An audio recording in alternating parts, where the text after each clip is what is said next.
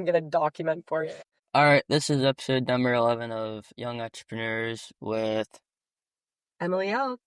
episode 9. Episode 9 got launched on Wednesday at 5.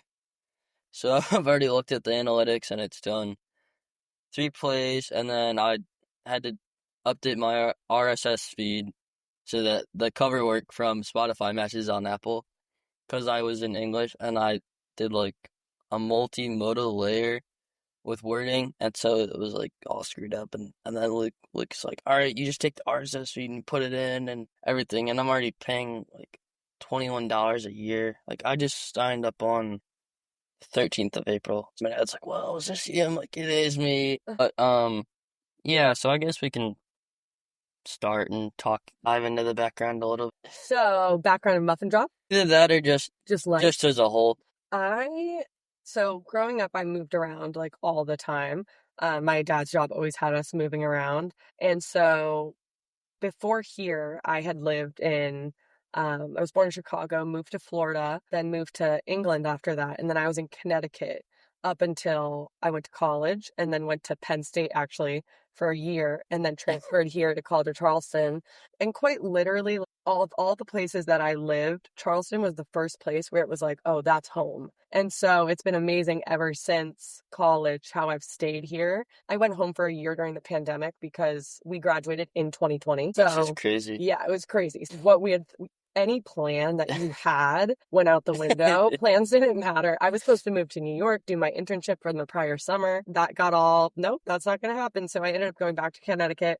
Didn't want to be there, and then ended up starting Muffin Drop a year into me being at home, just by posting on Instagram being like, you guys want these muffins? And so it was amazing because obviously I'd gone to college here for 3 years, and so the natural progression of me coming back down here and building the business here just couldn't have felt more in line with where I wanted life to go. And none of it was forced. It really happened supernaturally, but I'm so grateful because as you keep doing this podcast and you integrate more people who have small business in the Charleston community, I imagine you're going to hear the same thing over and over again, that the Charleston community is unlike anything else. And it's like a small intertwined circle. Yeah, people just like to support each other here. And after growing up in so many different places, I haven't felt this sense of community probably since I was really young. And people just really like to lift each other up. People love a founder story here, and people just love to see hard work. And, there's a lot of people who start things of their own in this town, and there's no better place than Charleston to rally the troops, because it's really beautiful, like how people come together to support you here. And I think, I don't mean to deviate, but I think part of it is like you have to have either a business or financial stability, because you see a lot of like millionaires who come in here with their sports cars or whatever, and I'm like, you have to have a business. Yeah. Because it's like the cost of living is so astronomical that it's like, move to West Ashley or move an hour or two away so that you can live in Charleston or work in Charleston, so that it's not like a tax burden or anything. Yeah, so kind of going off of the COVID, is that what a lot of people did in terms of starting a business? Like using the fact that everybody's at home, and so now everybody can use a lot of like audience, but like a lot of social media traffic. Well, what's interesting? It's like, I think that it ended up being a thing during the pandemic because we were on social media, right? But also people were so bored, being inside. I think that it was just this natural trigger for so many people to want to post their talents. And maybe people didn't even know they had any entrepreneurial bone in their body. But when you have that much time on your hands, right? So it was interesting because during the pandemic, as I had said earlier, I was supposed to go to New York, ended up moving to Connecticut. My boyfriend at the time, who's now my fiance, which is pretty crazy, but that's why we had to reschedule. 100%. Me randomly getting proposed to, totally out of pocket. But at the time, we were both kind of in this position of like, okay, now what do we do that the world seems to be ending? And so we actually started doing social media and website building for people. We had a bunch of like real estate clients in the Westport, Connecticut area. So that was my first taste of, okay, you can post on social and get clients, or you can, do things on your own entrepreneurially and make money on your own. I had always done internships for other people and whatever. And so it was so cool I had to teach myself what entrepreneurialism even was. Like, you have to create your own prices. You have to do all the research into what your product even is. So I always am so grateful for the fact that we had started with the social and all of that and the website building, because that was the first thing that taught me doing anything on your own. And so then it was like this natural progression of, after a few months of doing that, I had been making these mini muffins for years because I had really terrible autoimmune disease problems. Yeah. And so it felt very natural for me, once I had developed all this social media website building stuff with him, to then post my own and be like, okay, well, I figured out how to sell that. Maybe I can sell these muffins, which are literally my life journey in a product. So I just posted one day, and you never know if something's gonna work or if anybody's gonna care. So I was so nervous, obviously. So I posted, I'm like, what if no one cares? And that day I got 30 orders. And I was like, it was one of those things that felt like a wish or prayer answered that I didn't even know existed. And because it's felt like purely me in a product. So I think the core of any of that is just putting yourself out there and working really hard, no matter what you think, what people say, and just taking the chance, because literally you don't know what's going to happen. And then as part of it, so did you do Shopify or did you create your own website? So I actually waited. So I started just through my old Instagram account. I used to have how everybody had their first Instagram account from, well, you're younger than me, but Yeah. Instagram got popular when I was in 8th grade. Yes, Instagram got popular then. So when I was like 14, I'm 27 now. That's when I got my first Instagram. It was at Emily Eldh.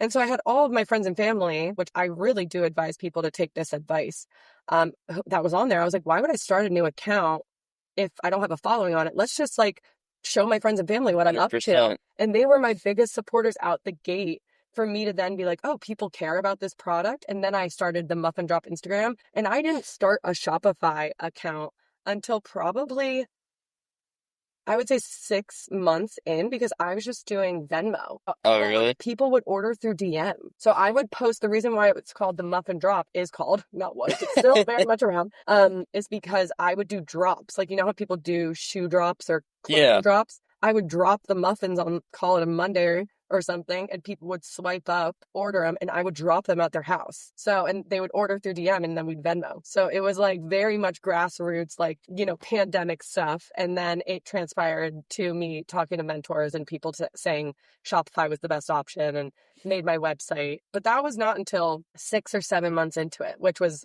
then I got a website. And I'm like, this is life changing. I don't have to deal with anything anymore. It just does it. Well, I think part of my problem is because I want to sell vinyl online, but I don't have a distributor or I don't have a seller. Vinyl? Like, Yeah. like the records. Okay, yeah. That's cool. It is. And well, part of me wants to take the eBay platform, but make it specifically for vinyl. So connect the seller and the buyer, and then use AI in there, and then work it like, hey, I want the Elton John Madman Across the Water vinyl. So like, okay, if this store has it, tell me they have it so I can go pick it up. But part of it is I don't have any web experience, and so I've been trying to launch this, and then part of me is like, well, I don't have any outsourcing, and I go and buy vinyl. But like, I go to the store on King Street. Yeah. It's good, but they charge you like a crap ton of money. Like, I bought 7 vinyl for like $200, like 40, 30, and $40 a piece. But on eBay it resells for like $6. So I'm like, there's no really profit. And then I've been selling books that I get at the public library for free, but it's like the shipping labels are like $4 a piece. So it's like you're only getting like 22 cents. Well, you know what's cool about anything that you just said is like the concepts, of course, but just the fact that you have that spirit to start, it has to start with something inside of you wanting to do something for yourself. So like the fact that, you're trying things, like that's all you can really do until you find the thing that is going to work for you. Right. And, numbers, money, it all starts playing in. Once you're passionate about something, it all comes, because once you're so passionate, people want to dig into what you're passionate about. So it's kind of always this trust fall of like, believe in my product, so other people are going to believe in it too. Even when you have like 2 cents in the bank and you need to like, you really just have to trust in what you're doing. And that's why passion plays such an incredible part, I believe, in what you're doing, because it's really is what generates the energy for something like income. And, it always comes and goes. Sometimes you're like, wow, I'm really like, everything's flowing. And then sometimes you're like, damn it, like, I don't want to start the company or whatever. Yeah, exactly. And so, it's always this push and pull, but like just what you're saying, like you're clearly going to find your niche and find your thing because you're already trying, and all you can do is try, right? A lot of people don't even try, and that's why they never find it. And so you're going to find your thing. whether it's vinyl or whatever it is. Yeah. And this, clearly, the podcast is incredible. It came from having a lot of tumultuous years of figuring out my health and figuring out where it came from, and not just using medicine to mask whatever was going on and like trying to find the root of it. And so the root of it was dealing with what I was putting into my body, which was the foods that I was eating. And so that became this whole journey where I got so obsessed with like, okay, well, if I want to feel better, then I have to eat better, and I need to use a better product for this. So it became this like very investigative journey that I kind of became obsessed with. And in that journey, I loved baked goods throughout my life. Baking was always solace, but for friends and family, whenever I was like feeling down, I'd make these muffins, and they weren't even muffins to begin with. I was making banana bread and playing with different ingredients. Oh, that's good. Almond flour now and coconut flour. This also was probably, I'm 27 now, so it was probably like almost 10 years ago. So it wasn't this like norm as it is now. Now you can just go anywhere, find a recipe. So I really had to scour the internet for different materials that people were using and ingredients to make things. And so it took about 7 years for me to feel confident about my recipe, which actually happened during the pandemic because we were stuck inside and I had all this time to make this recipe.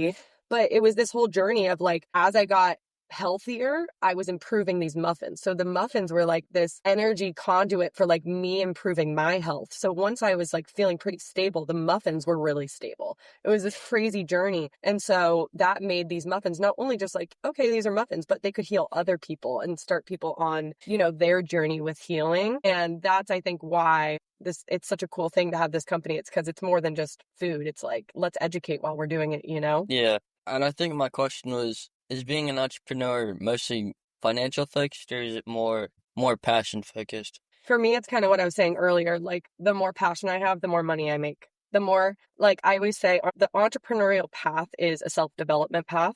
So the more you improve yourself, the bigger your business grows. And I have seen that time and time again with where finances lay with how I grow my business. And the more I improve like my nervous system, how I can handle stress and how I can handle random problems that arise, because when you're an entrepreneur, you cannot control, like you can't control any of it. It's like an ocean. It just goes up and down. Yeah. But I think I don't mean to cut you off, but I think part of, at least people my age, it's like, all right, let's get the money, let's get this, and that. And I'm like, are you doing it for the money? Because I know a lot of people that they chase after things because it's money based, and they're like, all right, then I can retire whenever I'm what age. But I think a lot of people, it has to be, this is what I really love, and then the money's gonna follow. Yeah. It's not a lot of, well, I need to have $1 billion so I can go do whatever I want. But then again, it's like, well, time is your biggest asset, so be careful to not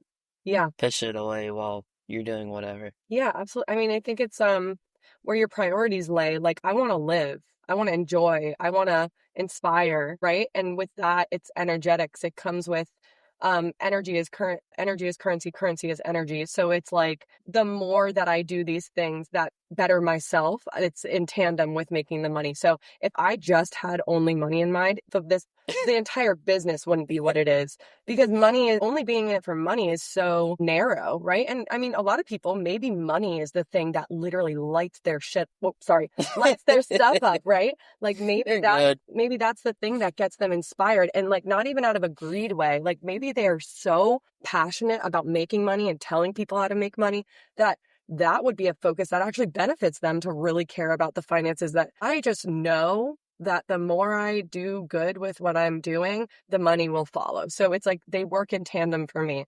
But you know, if somebody's goal in life is only about money, like that's not me. I'm an all-encompassing type of lady. And do you think that you learn about a lot of skills as you go on? Like if you learn about finance or whatever. I mean, yeah, for sure. Let's say like if you didn't go to college, would you learn more skills versus if you did? Like how to start a business, how to take care of your books and everything else, like, and how to manage your team. So I can't speak from, any standpoint of not going to school, because I did go to school, but I know amazing people who didn't go to school and they've built incredible lives for themselves. The funny thing about me is I didn't have any clue I was going to be an entrepreneur.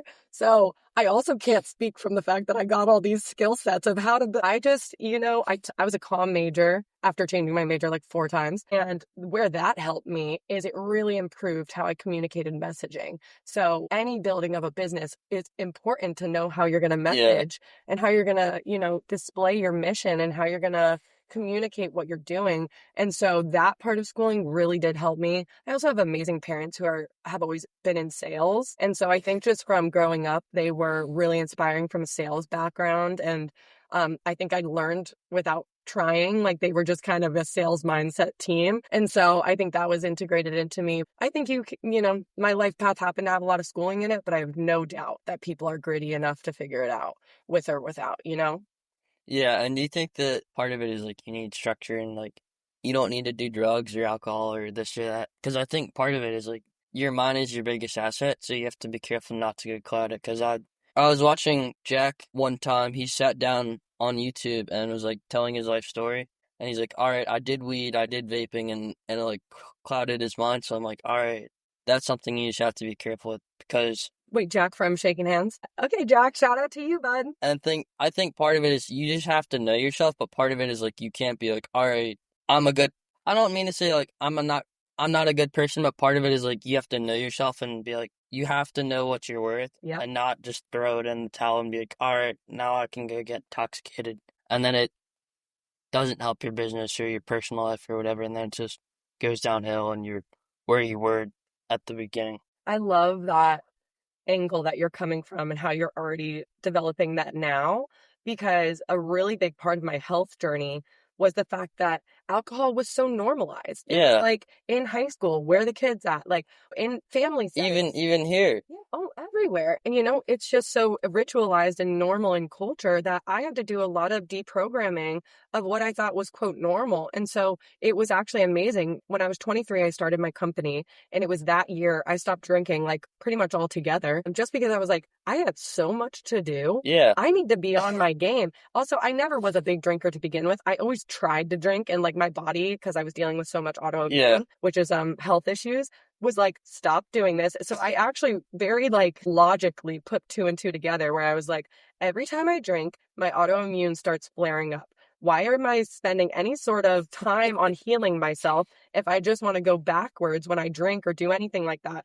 So I quickly, and also my fiance doesn't drink. And so that was really helpful because it's who you yeah, keep around you, right? It's who you keep, the company that you keep is really important for the values that you develop too. So yeah, it was amazing because once I stopped, I started attracting people who also didn't. And that was just so beneficial for my business, because people really were about their business, right? yeah. And also, I didn't need that drinking anymore. It didn't do anything good for me. So now, I'm a not mocktail yeah. queen now. Now that you're engaged, how is it kind of, since you said you don't drink, how has it kind of worked? Is it kind of like, all right, now that my boyfriend doesn't drink, we're clean and we're sober? Is it a matter of like, all right, the temptation's still there? No, zero temptation. Like I think what makes our relationship so strong, it was never built off of any use. Like it was just like our values together were so equal. So for us, like, we just find other enjoyment in other things. So I think it's just great to have somebody who supports you in that sort of path that you're walking down, and it just strengthens it. But yeah, so definitely no temptation with drinking. Like it's fun. We actually laugh how little we, but I know for a lot of people it takes time, and I get that. I really do get it. And we're in the best time right now because mocktails and adaptogenic drinks are Yeah, really popular. So I definitely tap into some adaptogenic and stuff like that. I also went for my health issues when I was younger, I actually had a medical marijuana thing. So I already had tried all that, did that life. didn't work. I just grew out of it. No, it did work. It actually really did for the period of time that I was super sick, because it would give me a lot of anxiety and stuff. So it actually helped me during that time. But once again, we grew out of it, and I needed to be on my P's and Q's. Is that what they say when I started my business? So I'm just a clear-minded chick now. Do you watch any entrepreneur videos or anything? I feel like I'm constantly on motivational TikTok. Like TikTok, Instagram, like the only content that I get is either spirituality or entrepreneurial. Really? Like it's all I consume. Like it really is. I am a big YouTube girl, but usually I use that for spirituality and astrology and stuff like that. Right now I'm actually starting a new side biz as well for An astrology. additional? Oh yeah, your girl has too many interests. So I've been doing birth chart readings and the studying of people's astrology for people, and that's been really cool because it's like a different facet of myself, which is another healing modality, which has been awesome. Part of me is like, oh, yesterday I was watching Diary of a CEO with the mobster. Yeah. And he's like, well, I believe in God and everything. And he's like, well, some guy like read him Proverbs or whatever in the Bible. And gotta be careful. I think part of like faith is good, but part of it's like you have to be careful of like, hey, there's a higher power, but you have to be careful because I used to like not, I don't know. I was like really like at a dark period and I was like, okay, I don't really believe in God. And then I like second half of freshman year, I'm like, all right, let's go try it out and see what it is. Let's go try this thing out. See what it is again, and then part of me was like, well, there's no real evidence that we had a God on Earth, so part of me is like questioning it, and then being like, oh, okay, maybe there is a person that's higher power. I don't know, but even still today, I question it. I'm like, there's no bodies. How is there? How can you believe in something? And then part of me is like, well, it's a government scam, and they want to get your money and everything else. Because like when I was at church when I was little, I was like, oh, the government's just taking my money. You put the money in the basket and the government takes it. I just thought that everybody's like, oh, we go to church because the government told us to go to church. Great though. I didn't really And understand it. things. Yeah. I think it's that is the entrepreneurial spirit to question authority and to question things, right? Like, and also the thing about me is I grew up in church. I grew up in all that stuff. And then what happened was as I grew into myself, it was a totally different language. I wasn't now attached to more religious beliefs. I was more attached to spirituality and like source being within the earth, and like I'm a very sort of earthy girl, and so I just only developed it in the last few years that was really strong for manifesting purposes. Yeah. If there's everybody calls it whatever they call it in their life, but for me it's really amazing for me to trust in the universe because it helps my nervous system, and to know that I'm always supported and by whatever that source is. And I definitely don't like to label it too strong because I don't know, we don't know what guides the universe. All I know is that if I work every day to be the best of my ability and the best of what I can do while trusting that there is some greater power, some greater source, it leads me to where I want to go. And also, I always say manifestation is equal parts action and magic. So, and maybe if we were to speak in religious terms, it would be action and prayer. Yeah. So you have to be doing the work to also receive the prayers that you're asking for. A lot of people do it one stream, which is, okay, I'm going to pray and then just hope it shows up. Like life is about putting in the work. You have to put in the effort because everything is energy, back to what we talked about. So if you're putting the energy towards something, then it kind of can work together. But yeah, I think a lot of this generation now is like, let me just put it out there and hope, but you gotta put some work into it, right? But yeah, I think that you questioning authority is great. I mean, you don't have to believe anything you don't want to believe. Yeah. That's the whole point. Now this is gonna be two questions. So one is kind of going off what you said of putting it out there and then hoping and praying. Do you think that my generation and your generation are kind of the same? Meaning we're like, hey, let's say I go post a story about F1 and I'm like, all right, Clarion just won at Australia or whatever, and then I'm like, all right, if you follow me, you're gonna look at the story and be like, all right, and then me as the person with the account's gonna be like, all right, this got 93 people looking at it or whatever. Do you think a lot of it is? I mean, I see it as part of like social media is great, but then part of it's like a double-edged sword because it's like, all right, it takes away from you being able to be productive because it's like, all right, I spent 6 hours on it, spent 3 hours on TikTok, and then it's like, well, you could have been reading a book, you could have been going to the gym, you could have been sleeping or eating or whatever. And part of me is like, it's good, but then part of me is like, it's not good because like I listen to Scott Galloway a lot, and he's like, all right, you're constantly having all this quote unquote vomit where it's like it's like a instant feed where it's like people have already done better than you, and so you feel depressed, and you're like, oh, like why can't I do this? And I think it's like good, but then part of it's like a little bit bad, but yeah. One thing about me is I'm never going to lead with fear. I'm not a fear monger. I'm not fear based. So the thing that I will say about social media is like, it has done so many incredible things for me. It started Muffin Drop. You and I talk via 100%. social media. I have so many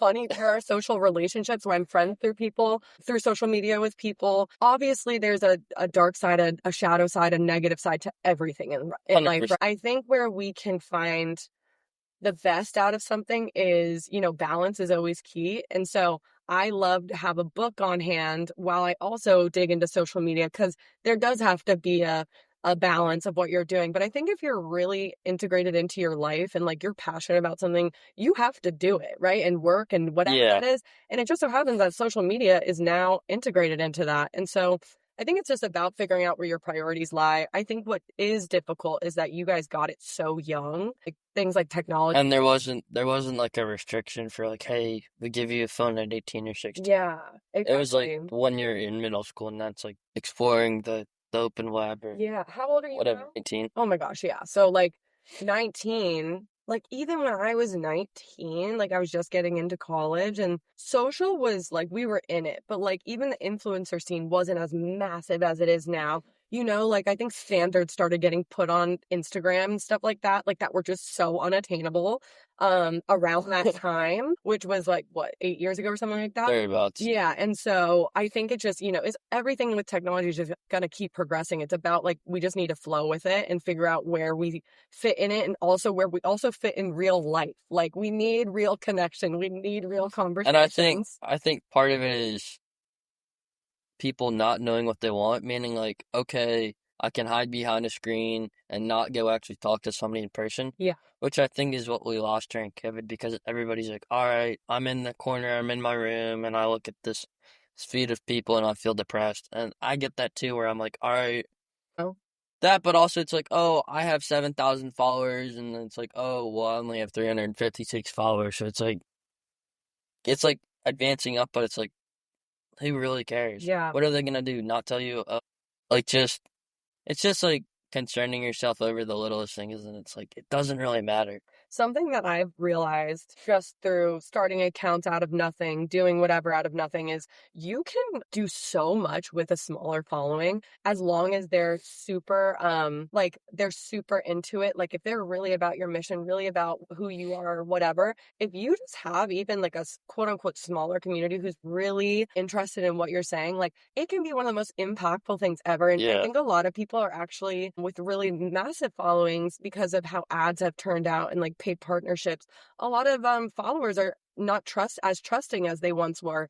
And so has been this move towards smaller creators and investing in that because they know it's more authentic. So I think now more than ever is a great time for people wanting to build something from nothing because people are kind of craving that authenticity again after so many years of it being like all about like the look and how big something is. So anybody who's listening, be inspired to start something right now because people are craving that more intimate connection again. and a lot of it is also communication as well. Yeah, communication for sure.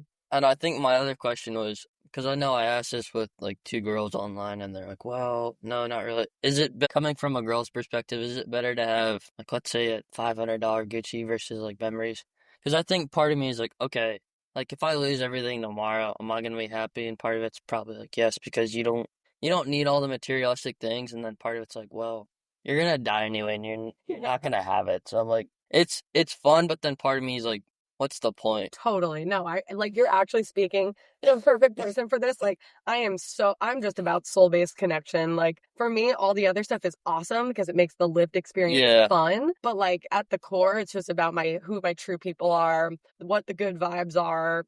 That really is me. Like as long as I have my feet to put on grass or grass to put my feet on, and my dog and like my best friends, obviously like my family, like that's what's important to me. Obviously, if 500 Gucci, bring it in. That's so yeah, fun. Like, let's go. But obviously, if we're to die tomorrow, I want my real peeps and all the yeah, stuff that matters, right? So, but everybody has different values, and no 100%. poo poo to whatever. Like, if it's what makes you tick, it is. But like, if you're talking to me, that's my core stuff. I think part of the reason why I look at it that way is I'm like, all right, like same thing with coffee. I don't drink coffee, but part of me is like, if you're gonna spend $8, go put it into the stock or go reinvest it in your company. Can't relate, not gonna lie. I Well, love a good coffee. part of That's it, part of what makes yeah, me tick. I love a good warm beverage that I can get from that lights me up. But I totally know what you're saying. yeah, But this is back to like what are our priorities? How do they differ? And just letting it rock. And like part of me is like, well, you're gonna throw the cup away. You're not anything to like really help you like advance forward in life. It's like, all right, paper cup goes in the landfill, doesn't help you progress further. I get you. And it's like the same. I don't know, like because I watch Kevin O'Leary a lot, and he's like, well, if you make $60,000, you spend 20% of it on lunch. So it's like, all right, all it takes you is 99 cents for the bread and the Yeah. ham and this and that. And I'm like, all right, and then like I'll just watch whatever, and then I'll watch like Guy Raz, who's like, all right, here's this person like Tom Hanks or Billy Idol or whatever, and like part of it's just getting in the headspace because I started this, so I started this in September, so it's like 4 to 5 months, and then well, part of it is because I listened to public radio a lot when I was 11 or 12, and Guy Raz would come on at like Friday or Saturday, at like 1 or 2 o'clock, and so he'd be like, all right. Here's how I built this, and he'd bring the guest on. He'd have Damian John and Herb Keller and the founder of Specialized Bikes, and a lot of it was like, all right, here's how I'm humble, and then here's how I blow up this big company, and here's how I have all this money. And it was just a lot of learning it and being like, okay, because when you're younger, you don't understand a lot of it, and then when you get older, you're like, oh, that actually is really important at how to build a business or how to do this or that. And it's just like, you don't understand it when you're little, and then when you get older, like 19 or 18, you're like, oh, I'm an adult. I need to put my boots on the ground and run or just Yeah. walk and figure it out so you're not like, oh, I'm not doing anything. It's a matter of like figuring it out.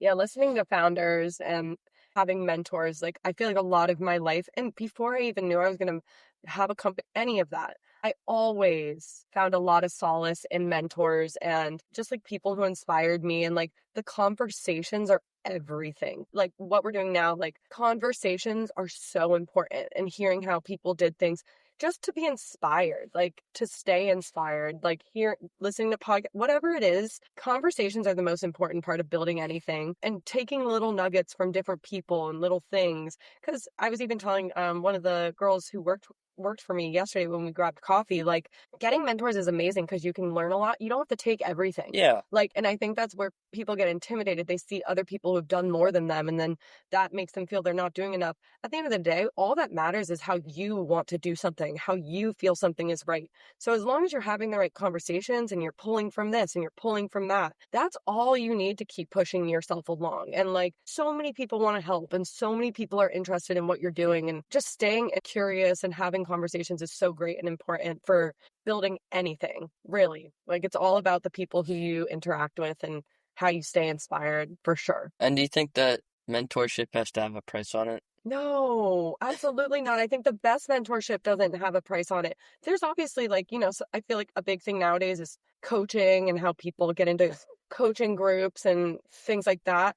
People can gain great stuff from it, but I think a lot of it is just the authentic, integrity-based connections that you make with people who just see what you're doing, think it's awesome, and they want to share some knowledge. Like, I don't know, I love meeting with people who have worked for me or with me and just having conversations about their future and like having them ask whatever questions they want to ask, because what's the point of holding in all your knowledge? Yeah. There's no point, because it also helps you too. You're like getting reminded of things that happened. Well, because like I asked Jose Goldner, who's Jack Moran's mentor, and he's like, all right, he's like, older people, they want to get paid and they value their time and their money, and I'm like, if you're older and you have a lot of knowledge, isn't the point of a mentor to help you and to give you free knowledge and free information versus being like, all right, kid, give me $100 and I'm going to teach you this? I think there's a balance. I think there's literal coaching programs where you can get involved and it can be integrative, and like you're on a weekly basis, or maybe you get an hour-long call that you're like, people are coaches, right? Yeah. But I think there's a totally different thing in like mentorship and like finding people who just want to help, and what we were talking about earlier. They're two different things. Not everything has a price on it, for sure. And I think the things that are going to help you best, you'll know whether you need to pay for it or whether it's just some authentic thing. Nothing should feel like it stresses you out or it feels icky. All of it should feel good, all of it should feel like, wow, like this was genuine, like, and you'll know whether you need to pay for something or whether it's just a connection that you need to maintain. Yeah, we're in a time where it is amazing that people can build coaching systems and yada yada, but you'll know if it's one or And the I other. think part of it is like, at least from my experience so far, part of it's like just take the knowledge. You don't have to, because kind of going back to what we were saying earlier, you don't have to, it doesn't have to be all about the money. It Like, definitely doesn't have to be about all. my thing is, like, if you're gonna die tomorrow and you're 68 or whatever, I'd rather you give me the knowledge now, considering the fact that I'm 19 and you, like, let's say the person 68 who I want coaching from, I'd be like, just give me the knowledge.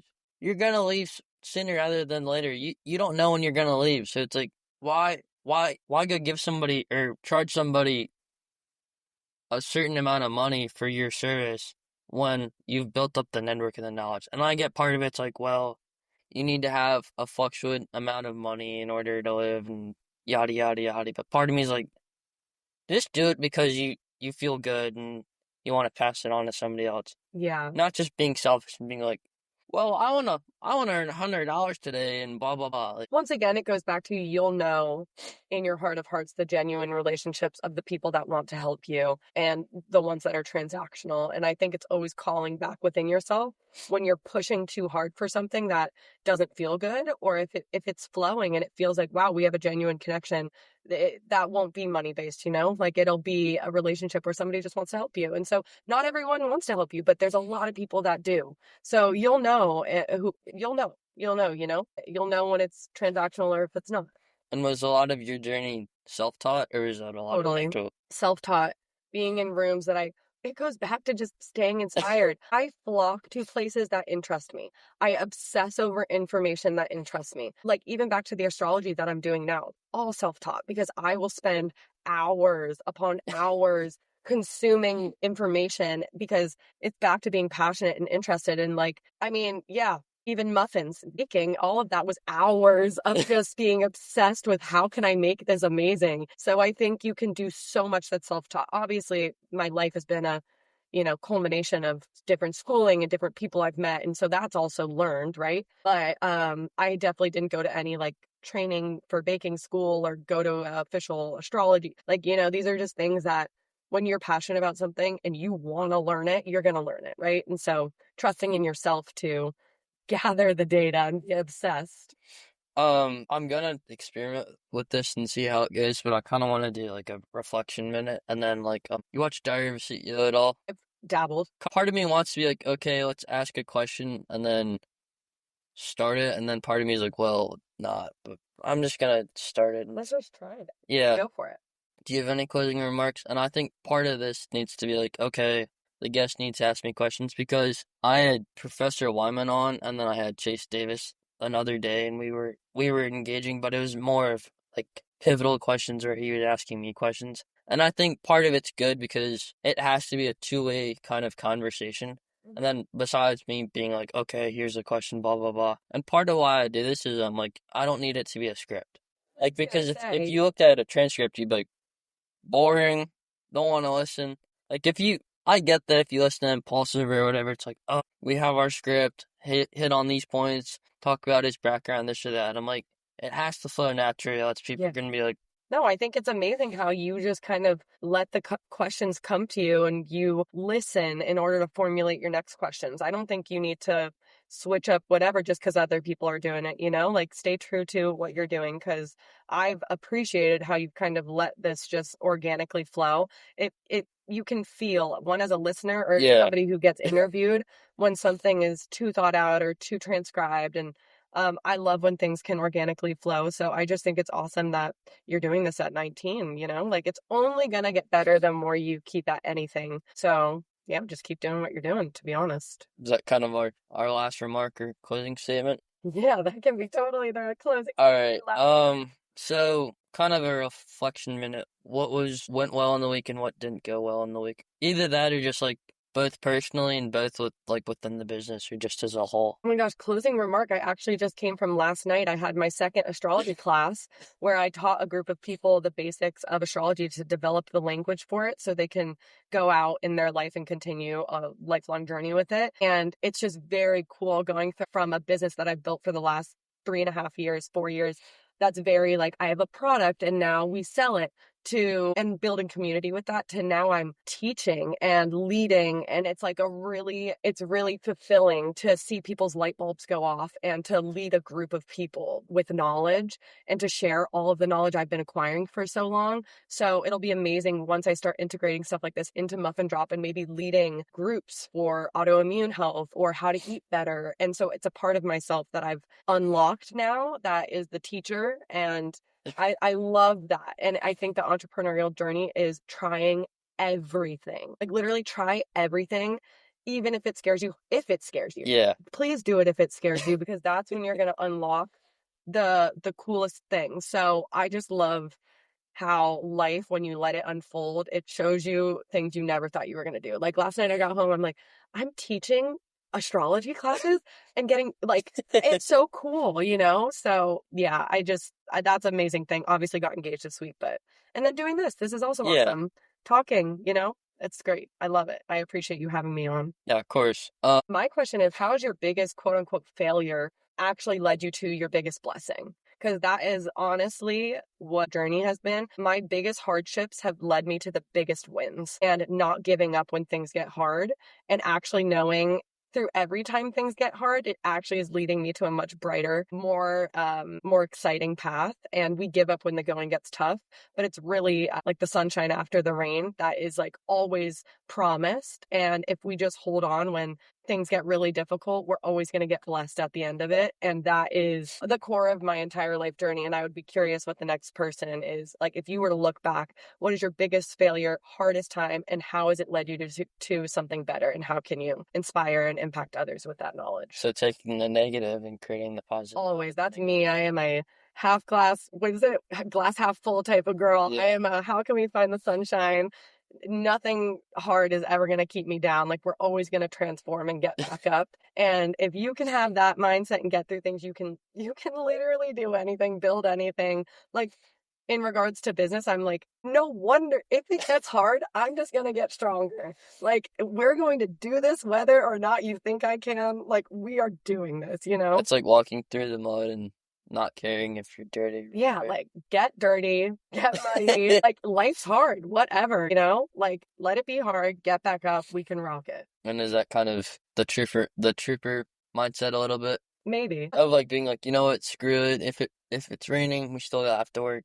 Yeah, well, not even just that, because I do believe in taking care of yourself, you know, and like you have to take care of yourself in order to heal. But the mindset really comes from we let our circumstances keep us down. And I think this comes from me healing myself of autoimmune disease when I was told by doctors I was never going to heal. And it's like, prove you wrong. Yeah, maybe that's what it is. I have a problem with people telling me I can't do things. So I'm like, how can I show you? I'm going to do it anyways. I don't know what that is. That comes from something in childhood. But regardless, it's like you can do anything no matter how hard it gets. And that's what I want to let people And I think ride with. this is like me personally. I watch like David Goggins a lot, and he's like, well, Yeah, you need to run in the rain, and everybody's a pussy, and blah, blah, blah. I'm like, okay. I'm not as extreme as that, but I do like how he comes from a mindset of like, you're your own worst enemy. You can beat that voice inside your head. Yeah. Because you're always going to have it. I always say your wins are just as equal to the things that are quote unquote failures. So it's like you need those to even know what a win is, right? You always need the shadow to see the light. So I'm big on like the dichotomy of both being just as important as each other. Even though like one seems happy and exciting. And no, there's like dull. Times. Yeah, well, you need it to move forward. You just always need it. Any closing remarks? No, we closed it. That was episode number 11.